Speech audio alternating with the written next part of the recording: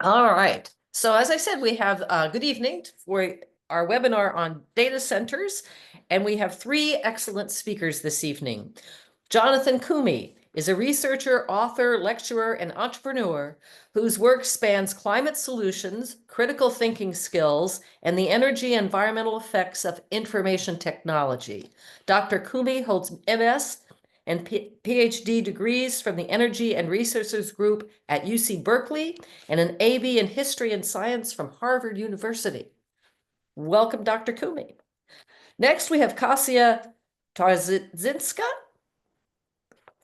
She is a senior research analyst at Good Jobs First, a national policy resource center that promotes corporate and government accountability in economic development.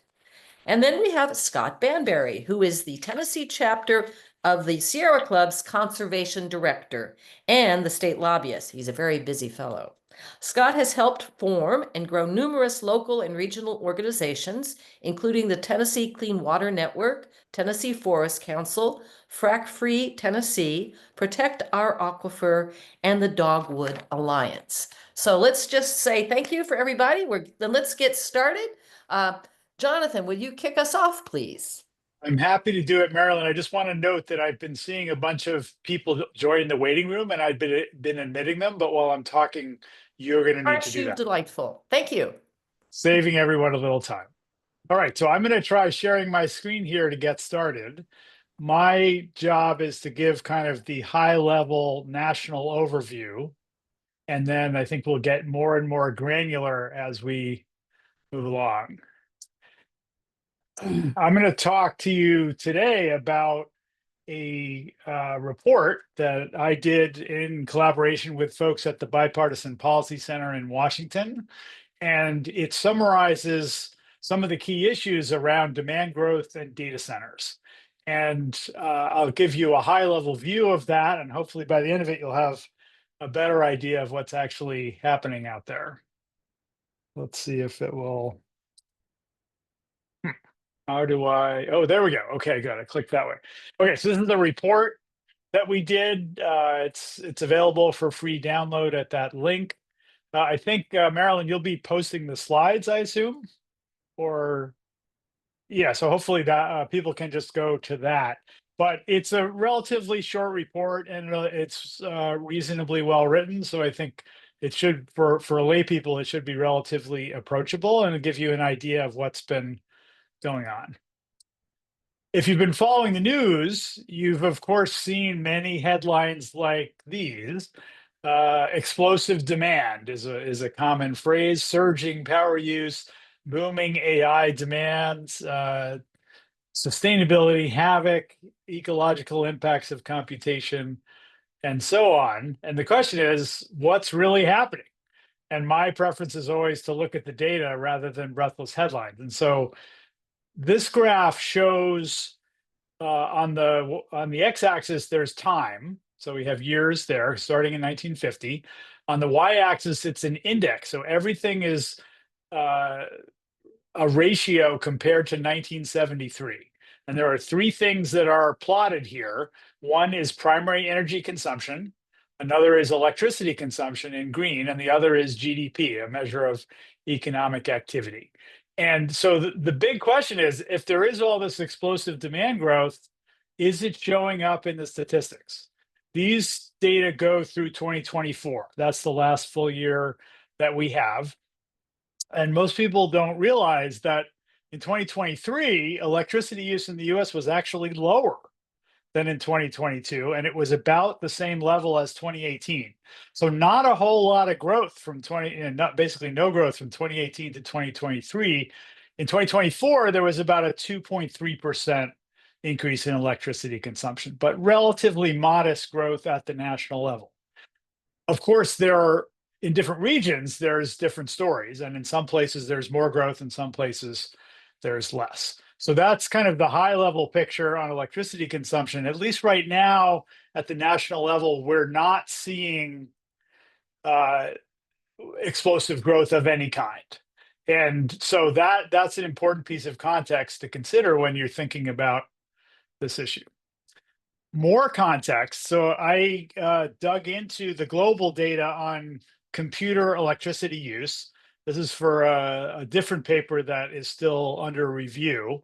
And these data are for 2020 and 2024. And what we see is that in 2020, end user devices, so your computers, your fax machines, well, fax machines, not too many, but printers, all that stuff, laptops, is about 2% of the world's electricity in 2020. And then there's what you could call compute data centers in green. So those are, when we talk about data centers, that's usually what we're referring to.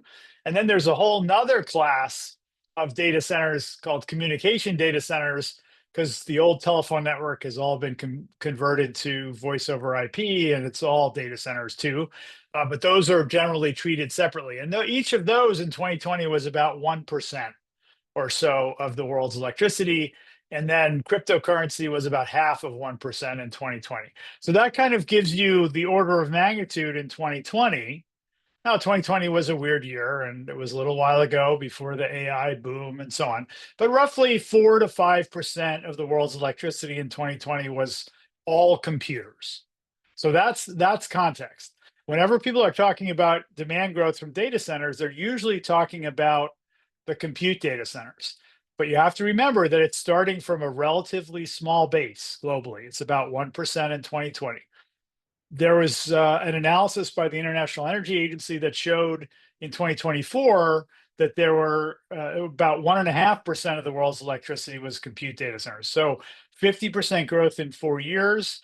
That's significant. In this graph, I've assumed that the communication data centers also grow to that level.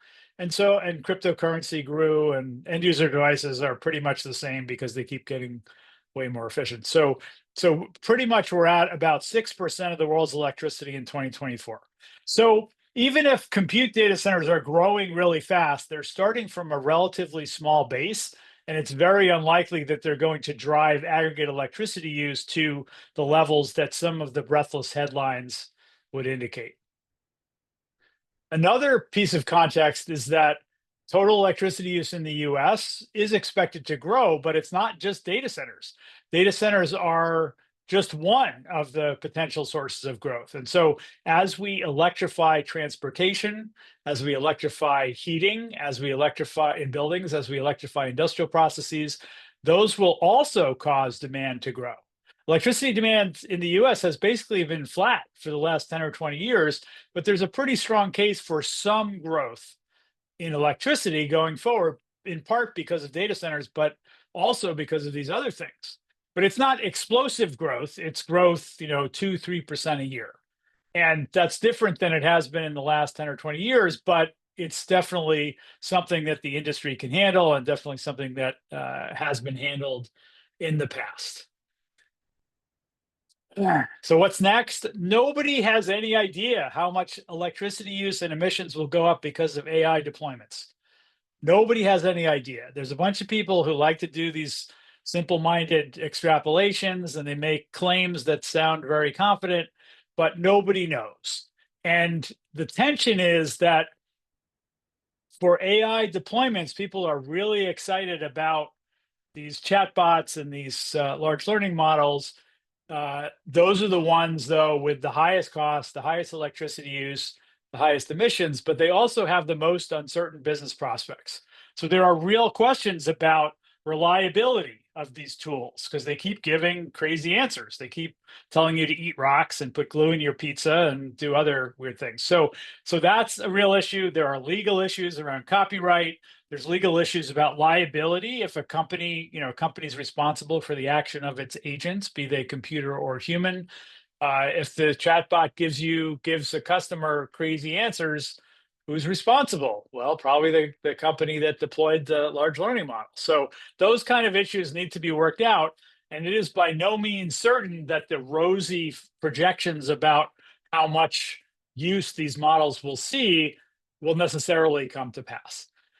So we always advocate looking at a wide range of scenarios, including scenarios that might indicate AI electricity use will go down in the medium to longer term because of these uncertainties, and because people are extremely clever once they start seeing these constraints in power use and building out of data centers.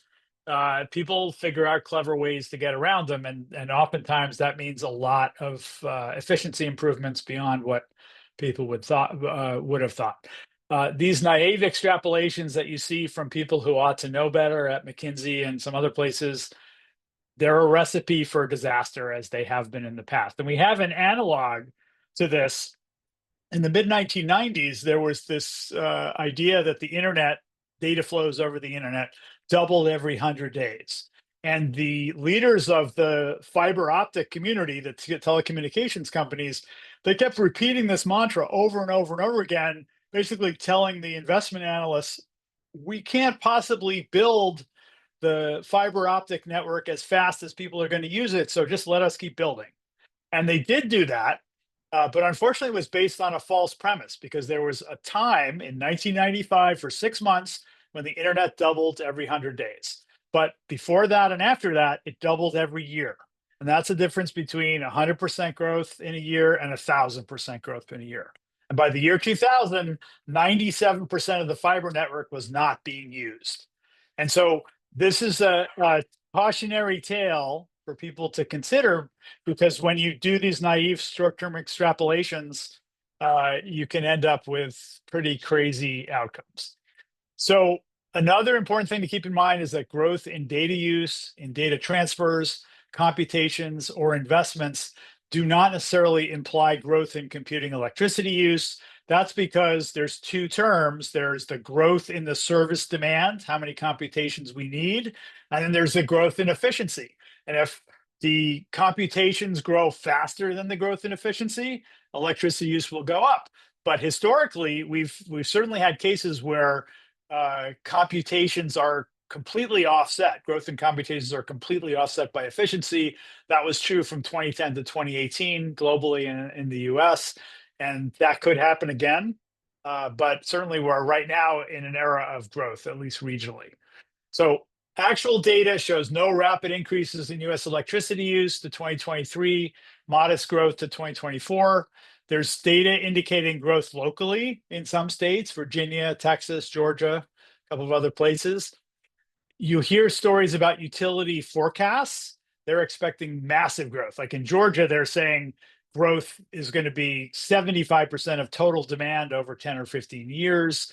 But remember that forecasts reflect expectations, but they don't necessarily reflect reality. And so you have to always keep it in mind to take those forecasts with a grain of salt. There are assumptions in these forecasts that are not always verifiable. And oftentimes only people who live in the state with local and topic knowledge can sensibly critique these utility forecasts. And we'll hear more from some folks who know how to do that for Tennessee after this. I will say again, nobody has any idea of what AI electricity use will be even a few years hence. There's what we call deep uncertainty in service demand and efficiency. And it's not that we don't know, it's stronger than that. It's that we can't know. There's too much uncertainty on both of those terms. So both the utilities and the tech companies have incentives to exaggerate potential demand growth. The utilities get paid for additional sales and investments. There is an asymmetric risk. Outages in case of higher demand are much more dangerous than the risk of additional ratepayer costs if demand doesn't materialize. So that's a real thing, but there's also this other incentive for the utilities to go for the higher growth projections. And the tech companies want to make sure that electric capacity will be there if they choose to create new data centers. So they also have an incentive to go for these higher growth projections. Another thing that most people don't understand is that tech companies and project developers, they shop around for the best sites. So go to different utilities all over the country and say, hey, we might build this project. And if all the utilities they talk to assume that though that's a legitimate project in every single service territory, there will absolutely be double counting. And that's something we saw in the tech, the web, the dot-com boom earlier in the late 90s and 2000s, and it's something we're seeing now. The utility forecasts often take the technology industry projections of AI and data center demand at face value instead of critically evaluating them. And the need really has never been greater for a wide range of electricity use scenarios to capture the uncertainty in efficiency and service demand trends. So that's it. I've got references. This will be posted, and then I will bow to the next speaker. Sharing. Thank you, Jonathan. We're now going to hear from Kasia. Let me share my screen.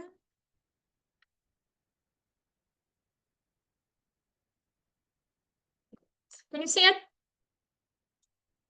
Great. So good evening, everyone. My name is Kasia Darczyńska. I'm Senior Research Analyst at Good Jobs First. So I have been researching economic development subsidies in southern states and including in Tennessee for several years now. So who we are? So Good Jobs First, we are a research and policy organization, and we have been promoting transparency and accountability in economic development subsidies for the last 25 years. So we track subsidies in our databases. We write reports on the impact those subsidies have on the government ability to pay for public services such as school, parks, infrastructure. We work with public officials who want to reform economic development subsidies, and we pay a very close attention to highly subsidized industries, such as data centers. So we've been paying very close attention to public money going to data centers since 2016, when we published our first report on the subject called Money Lost to the Cloud. Oh, sorry, I feel like I have a hard time with my slides. Okay. So incentive. So we are a pro-economic development organization, but we want public officials to use public resources wisely. And we want public officials to hold companies accountable for money they use. So you might have heard a word incentives, economic development incentives. We at Good Jobs First use the word subsidy. So what's the difference? So incentives are public investment in a private company, in a private project that needs to happen, but it's not happening and will not happen if until public dollars reduce a company risk in a project. So think about a grocery store in a food desert where a company doesn't want to come and open a grocery store because it doesn't see return on investment, and the government public has to step in and provide some financial support to a company. But what's happening that we see very often is that private projects receive public investment, public money, even though those companies don't really need any encouragement to locate in a particular community.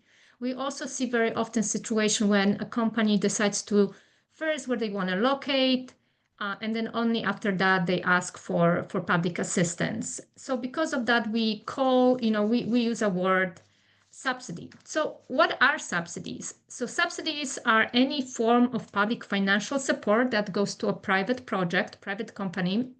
Subsidies are provided by state and local governments, and they're provided in exchange for job creation or investment. Subsidies can take a different form. They can be upfront grants, so cash.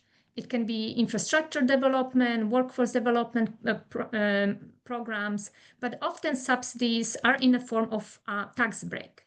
So for every tax there is that a company should be paying to state and local government, there is some kind of tax credit, tax exemption, tax abatement, tax reduction that basically reduces or sometimes even totally eliminates that company obligation to pay tax to a state or local government.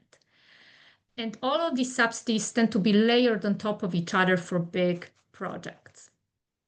So let's just dive into, let's start with property tax abatements in Tennessee. So Tennessee localities use a program called PILOT, or Payment in Lieu of Taxes. So generally speaking, industrial development boards that are public boards created by city or county governments take ownership of a project and lease that project back to a company. So because now this project is owned by public body, it becomes, for tax purposes, it becomes like a school or a fire station. So there is no property tax on it because it becomes a public project, not a private project. So companies, instead of paying property tax, they pay a fee to local government. And that fee is way smaller than what the property tax otherwise would be. These deals can last for 15, 30, even more years. I've seen in Tennessee 60-year property tax abatement done through pilots. And they can abate 50, even 85% of what company otherwise would pay in property taxes.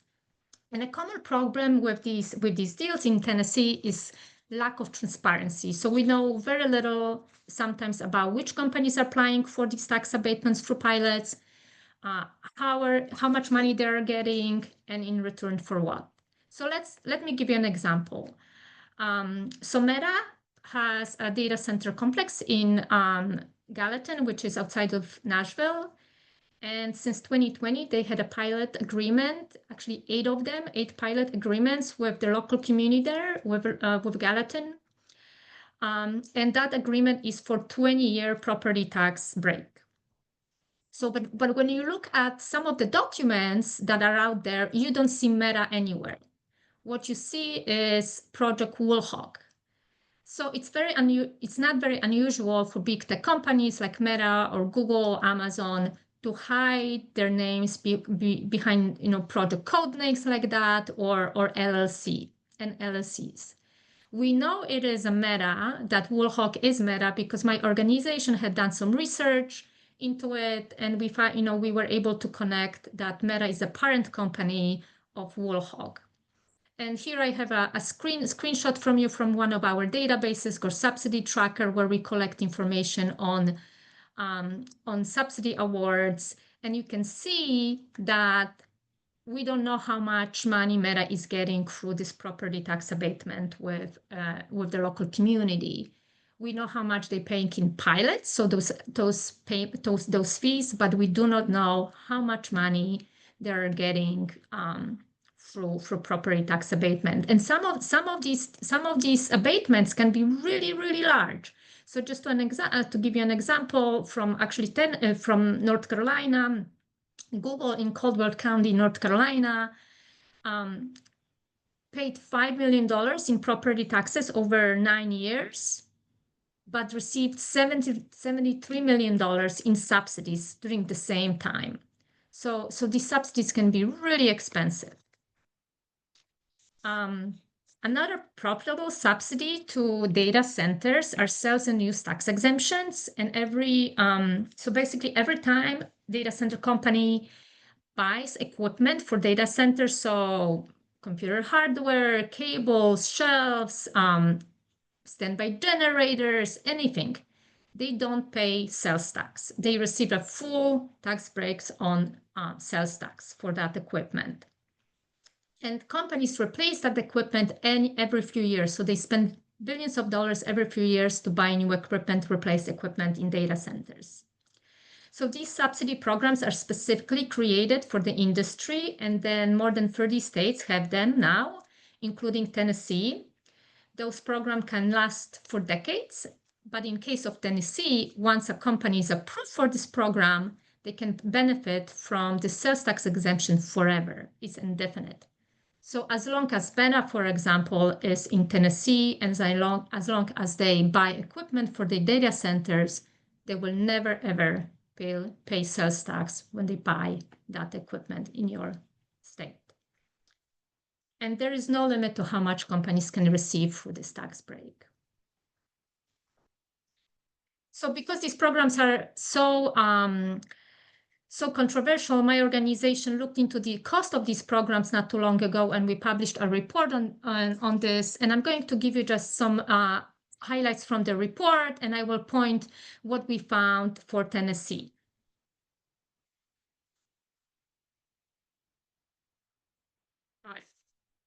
So the first finding is that these programs are extremely expensive to state budgets.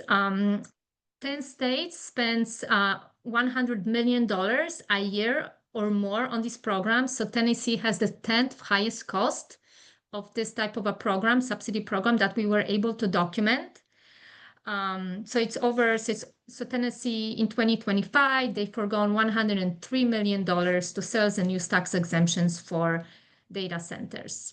Another big problem is transparency. Many of states we looked at don't have any transparency when it comes to how much money the states are giving to data centers. Fortunately, as you saw on the previous slide, we have this data in Tennessee. So then Tennessee is at least transparent about the cost of the program. But there is no transparency when it comes to which companies are getting this tax break and how much money they are getting for sales and use tax exemptions. Tennessee has about 60 data centers according to Data Center Map, including Meta. Again, this is a parent company of Facebook and Instagram. There is XAI, which is controversial data center supercomputer owned by Elon Musk. But again, we don't know which companies are benefiting from this program, and we don't know how much they are getting. And we also found that localities lose money too.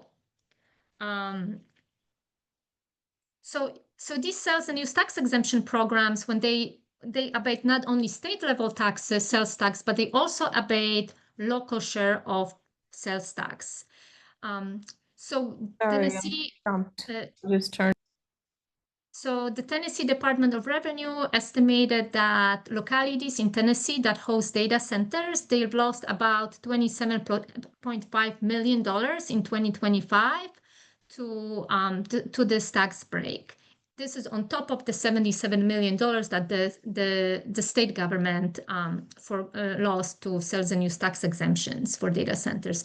Very often, public officials, local public officials have no say if they want to abate that money or not. And this leads me to another point about lack of transparency in Tennessee.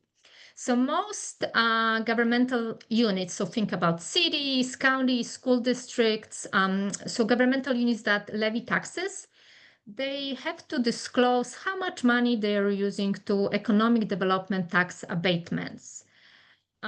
So governments have to include this information in annual comprehensive financial reports, which are backward-looking financial documents that tell people how much revenue those governments raise and spend in a previous year.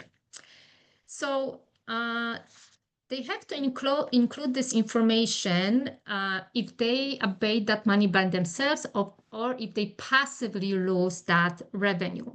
By passively, I mean that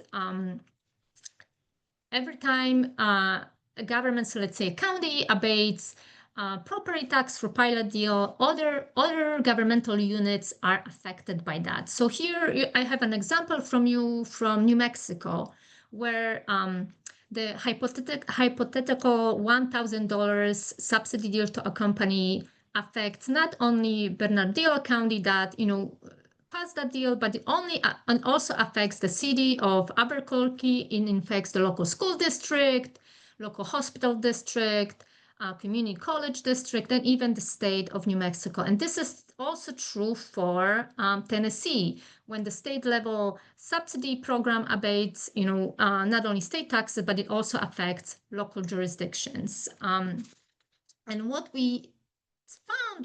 I found when I look at some of these documents that's supposed to include this information is that there is no mention of these losses. There is no mention of local sales tax loss to sales and use tax exemption, and there is also no mention, at least for Sumner County and Gallatin, that there is no mention of property tax abatements either. Some other cities do have that disclosure in your states, but those two localities that do host Meta data centers, they do not disclose this information. So if you are interested in encouraging or pushing your local officials to include this information, to add this disclosure to these documents, please let us know. My colleague Anthony Elmo is on the call, and he's going to lead these efforts for greater transparency for us.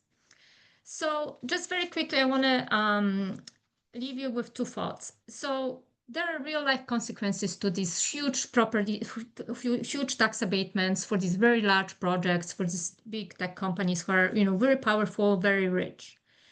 And this is especially important in Tennessee because,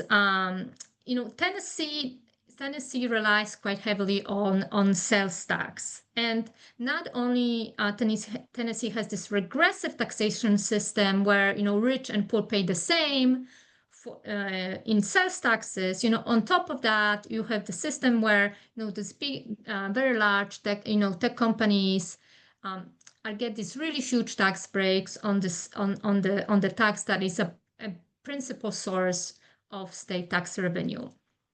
And just to also give you some comparison, what is that $103 million that data center companies receive through sales and use tax exemption?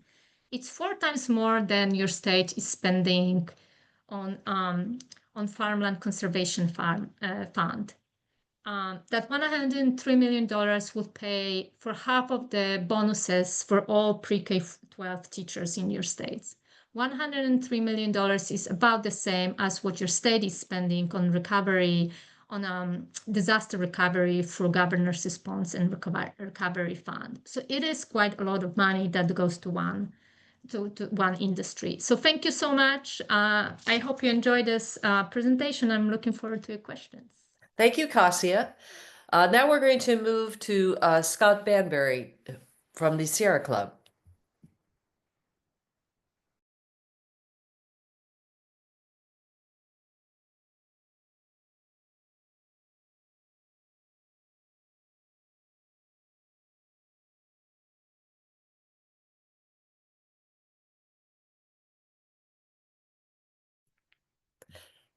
Scott, you're on mute.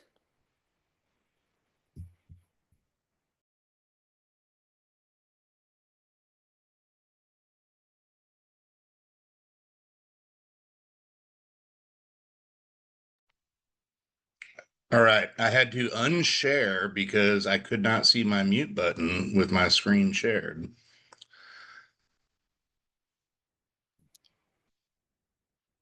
Now we're back. So what I was saying when people couldn't hear me is that already a great thing's happened because now I can work with Kasia and Anthony to help local officials understand what else they're losing when they allow these Bitcoin operations or data centers to move into their communities. My job, or the way I relate to this work, is local communities end up reaching out and calling me and saying, hey, Scott, how do we stop this from coming to our community? And more often than not, they're worried about the nuisance and how it's going to disrupt their life. And then as they learn more, they start to understand that, power rates might go up, that, they may be seeing future revenue losses from taxes and maybe the loss of other development opportunities. Kasia already showed this map. We've got quite a few data centers in Tennessee. They're not all listed on this map, just so that people know. This is like a private company puts this out, and they do not list all of the data centers that are out there. And some of them are trying to keep themselves quiet on purpose so that folks don't know that they're there. Most often, we only find out about them when a public announcement is made. The first one that I saw pop up in Tennessee was in 21, and in a small community in Washington County, Tennessee. And it had already gone through their local power company for approval. It had already made it through their county commission for rezoning of the property. And then we found out later that they had also received a huge direct subsidy to build this facility. As soon as it was up and running, it was a clear nuisance. And this was one of these fan-cooled data centers, Bitcoin mine. And it was just 24/7, these fans, going, bright lights on, total nuisance to the neighbors. And this is a long fight. Now they have, and it'll be later on in the slideshow, they have stopped this facility now, and they also have a moratorium in place so there can be no more, except for in special zoning and under special rules. The next thing we knew about this, we dealt with like data centers coming to a couple of places that we didn't have any triggers to fight them. We didn't have any zoning laws. We didn't have any, particular nuisances. But we noticed that the state legislature legislation was introduced to basically take away the rights of local communities to have any stricter zoning controls than they would have on any other industry in the same use area. We defeated that bill that year, and it did not come back. This was in 24. It did not come back in the first year of this session. We have a 2-year session in Tennessee, but we're keeping our eye out for it. And we think that when they do come back, they're going to come back using what's called a caption bill that won't allow us to see exactly what the intent of the legislation is until it gets put on the calendar in committee. Then I know people are excited to hear about this. Our biggest fight here in Tennessee has been with Elon Musk. And in June 24, there was like a neat little story about Elon Musk got seen in Memphis, enjoying some of our best eateries. And everybody's like, why is Elon in Memphis? The next thing we knew, I don't know why I have this here. I'm going to go ahead and play this just because it's here. If it'll play.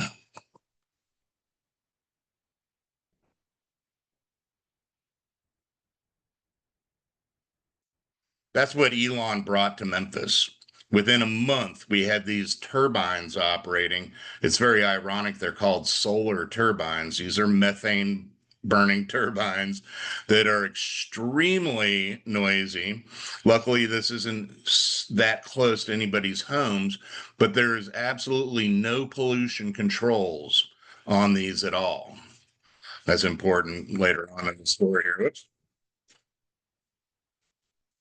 Where that turbine was down here at a facility that had received a lot of subsidies to be an Electrolux household appliance manufacturing facility, put a lot of money into it. In a few years, they decided to go elsewhere in Tennessee where they got more subsidies. Elon moves into this building and promptly, starts setting up his operation. That's that building there. These are all those turbines. And again, they just have a black smokestack coming up out of them. Was the north side of the building. This is the south side of the building. These are all turbines. 35 in total. He started operating them. We challenged whether he could do that, whether he didn't need to have an air permit to operate that much generating capacity. And the Shelby County Health Department, that has delegated authority over air pollution here in Memphis, said that they were told by the EPA at that time that these could be operated for 364 days as a temporary generating source. We never saw that correspondence at all. And when I talk about we, I'm talking about the Sierra Club and Southern Environmental Law Center, which has been our main representative legally in the matter. Finally, the mayor, being kind of the spokesperson for Elon Musk, because he doesn't have his own PR department. He uses local officials to do his talking for him. They were claiming that only 15 were operating at any given time. We got an airplane to take us up with a forward-looking infrared camera and caught all of those turbines running at the same time. 33 were putting out emission when we took this picture. We've since challenged the legality of him operating all these turbines without a permit, hoping that there'll be a precedent set and fines levied. But he has now received a permit from the health department to continue to operate 15 of them. The other ones have been taken away. But now that they're under a permit, at least the permit is requiring that there be pollution control devices attached to them so the emissions aren't that bad. In the midst of this, Memphis fell out of attainment with low-level ozone standards, and we petitioned the EPA to put Memphis into non-attainment so that we could have better and stricter rules in regards to controlling this pollution. Well, right as we get to that point, suddenly the news breaks that he's building a second data center in Memphis. And this is his new site. That's his building.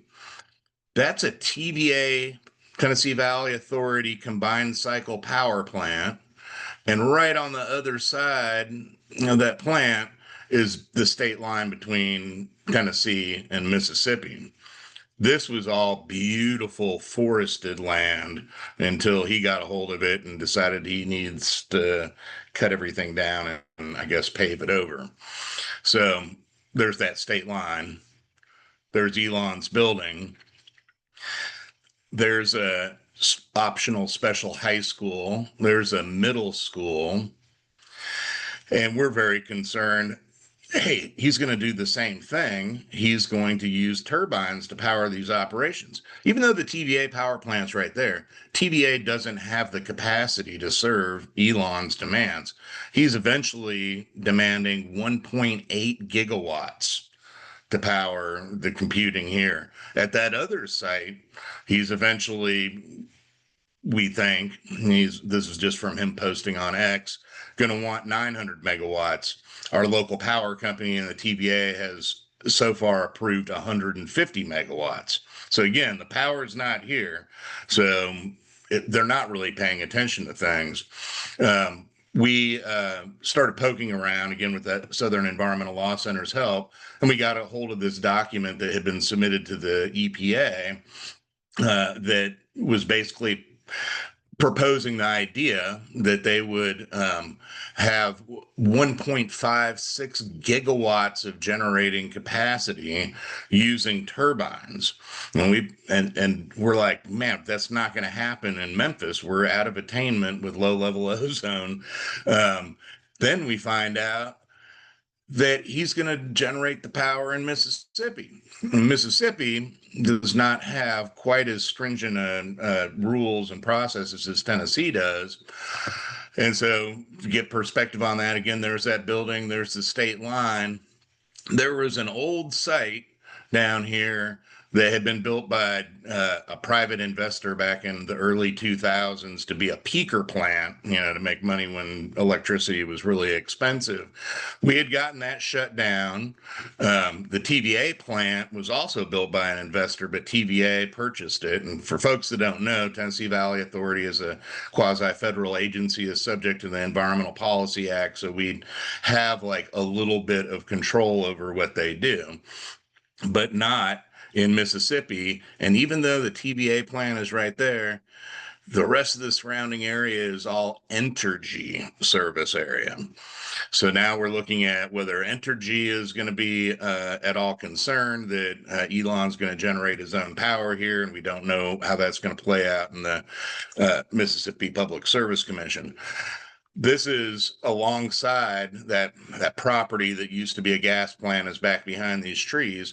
They're running a big conduit alongside that property and basically across the road over to this facility. There's just really a big power cable. And they're doing all that without having any permits for the power plant or permits for operating turbines there at all. Scott, I wanted to interrupt you for just a second. Sure. I'm looking at the clock. I was wondering, could you think you could get done like in 5 minutes? Sure. Yeah, I'm almost there. So the other things that we've been dealing with in Tennessee is like how to fight back on this stuff. We've gotten the county of DeKalb County to pass the County Powers Act and say no Bitcoin mines, no cryptocurrency within 5,000 feet of homes, schools, or churches. In Johnson City, we got them to pass, and this is in kind of as a result of that first Bitcoin mine that went into Washington County, say that Bitcoin mines can only be in industrial zoning, and they put a moratorium on that for a year so that they could figure out what that actual zoning would look like. They came to Mountain City. It's the same company now. It's like, oh, we can't do it in Washington County. We're going to go a couple counties over. They went to Mountain City. took a stab at it there. Luckily, people organized, stood up, and their city council decided to not allow rezoning that would allow that facility to be there. This is what we're up against. 11 gigawatts are being requested right now from data centers in the Tennessee Valley service area. So that's Tennessee and parts of 6 surrounding states. TVA itself has a hard time increasing its capacity to generate because, again, it's subject to Environmental Policy Act, and they have to use good science, Jonathan. They can't use, pie in the sky guesses as to how much power they would need. So they started a program called Resiliency 360, which got approved in August, or made it through its environmental assessment, that would allow private companies to install their own generating capacity to meet their own needs. And then if TVA needs that in the case of an emergency where we've got, high demand, then TVA would have a power purchase agreement to buy some of their power. It's allowing natural gas power generation to happen without going through a regular environmental impact study process.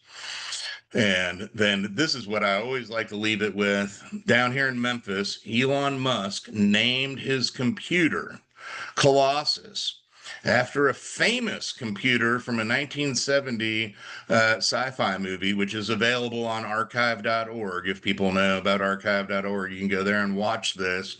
And it's really scary because they hook our defense system in the United States up to an artificial intelligence computer, and it not only takes over our nuclear arsenal, but also Russia's, and then tells humanity to bow down before the power of AI. And so with that, I hopefully didn't go too long, Marilyn. That was Scott, great. can I ask you a quick question? Of course.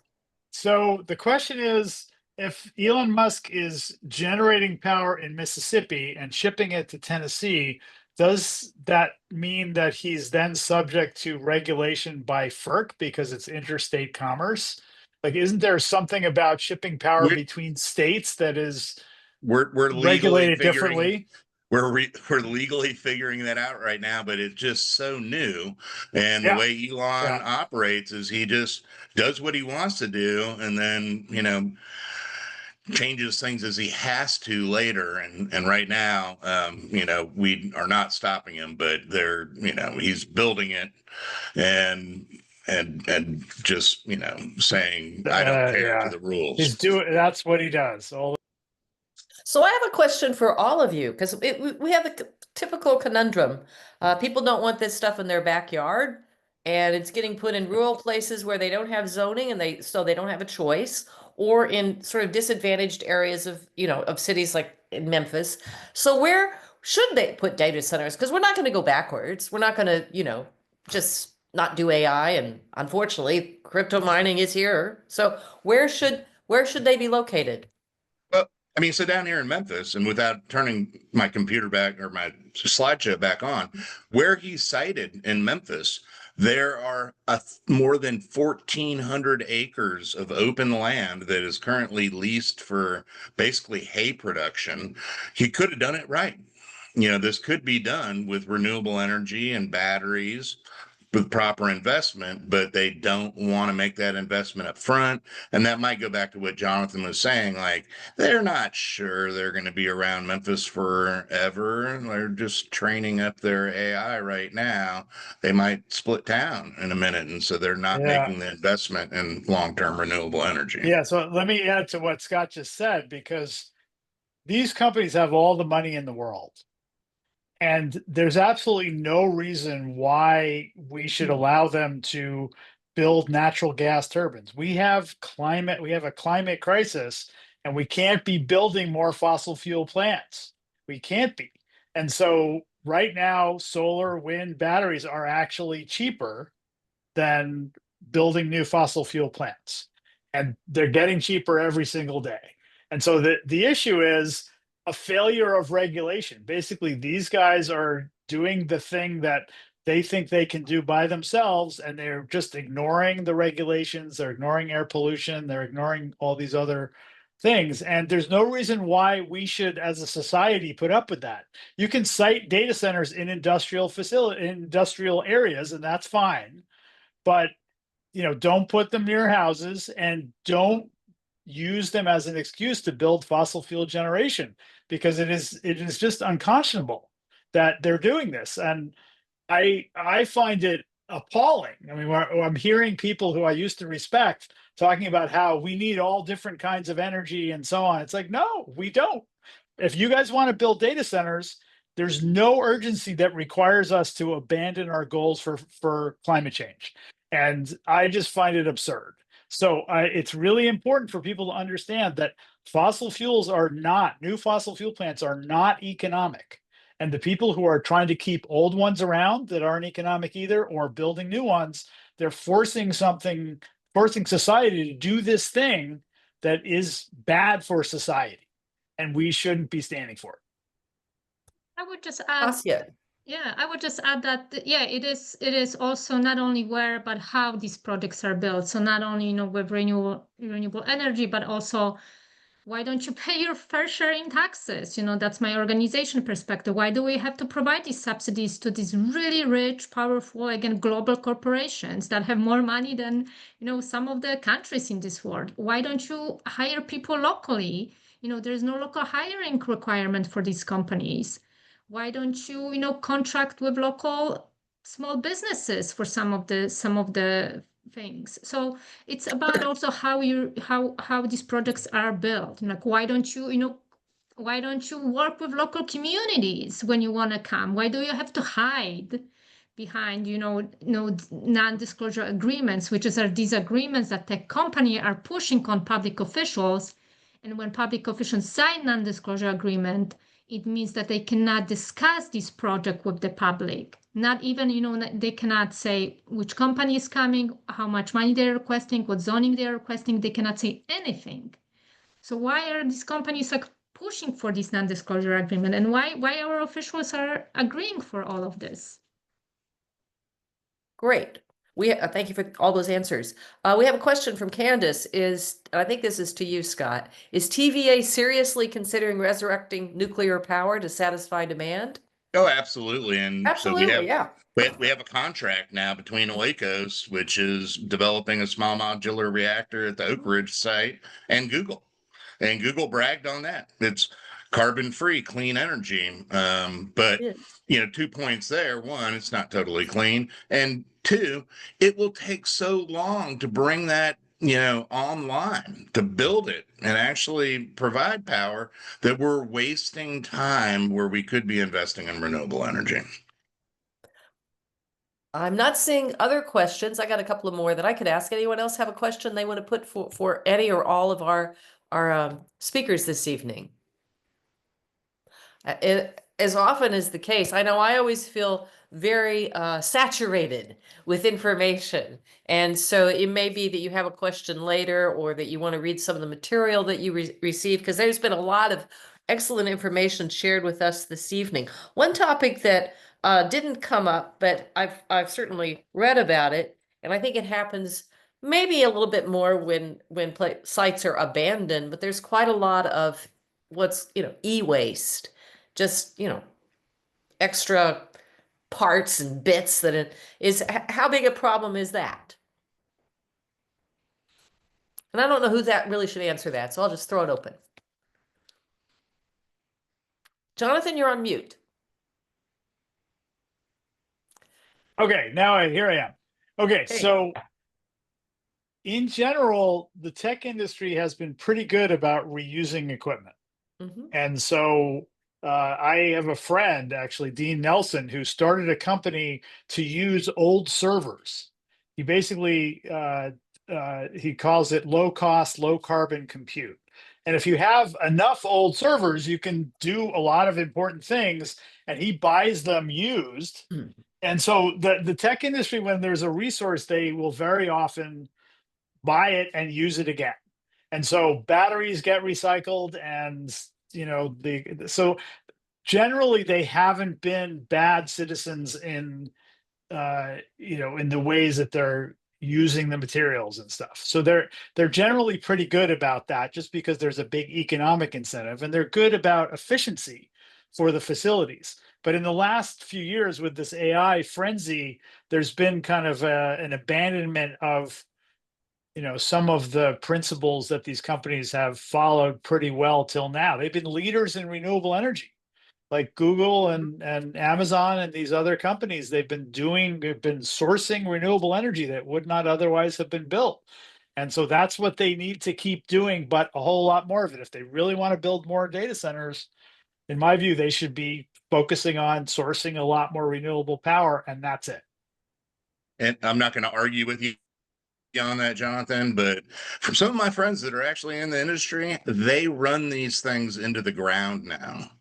Like, Which so the power plants or the data the centers? servers, Oh, you know, they just basically run them until they explode. You know, if you don't have a fan in your computer, eventually you're going to melt your yeah. motherboard, and there is like a high degree of waste coming out of them. It's not documented, and unfortunately it's just going into landfills, the waste that I know of, whereas it should be going into some kind of, you know, extended producer Yeah, it should be. responsibility Yeah, it should be recycling recycled. program. Absolutely. And it may be that there are kind of state by state rules about that affect how often it is done. And that's clearly something that people should be looking at, because you don't want that stuff, you know, disposed of in an inappropriate way. Not that it matters terribly, but Jonathan's in California. We're in Yeah, Tennessee. you got good Yeah. laws. Yeah, Jonathan, yeah. I'm from Mountain View originally, Ah, so okay. Okay. Yeah. Just All add right.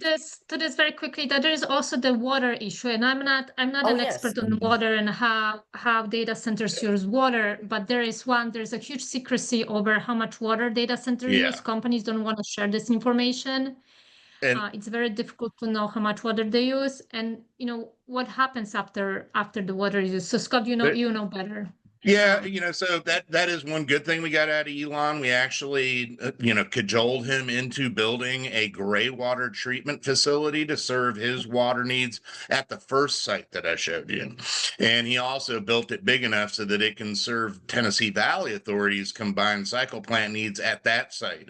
But that second site that's on the Mississippi border, we don't know yet that he's going to be able to be cajoled into that. And in that case, he's going to dig a well straight down into the Memphis Sand Aquifer, which is one of the best drinking water supplies in the country.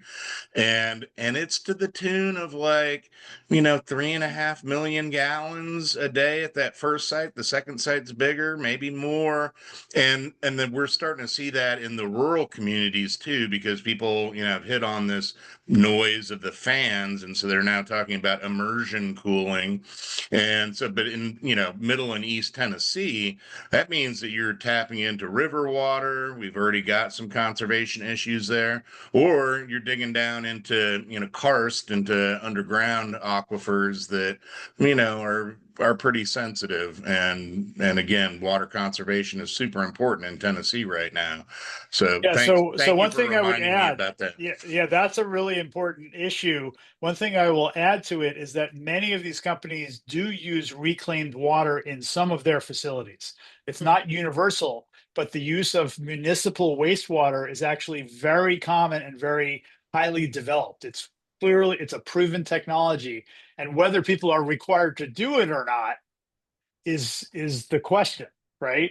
But there's no reason for cooling why you can't use that everywhere there is such water. There's no reason to use potable water when you can use reclaimed wastewater. And so so that's important. There's also questions about the trade-offs, because the utility system uses water too.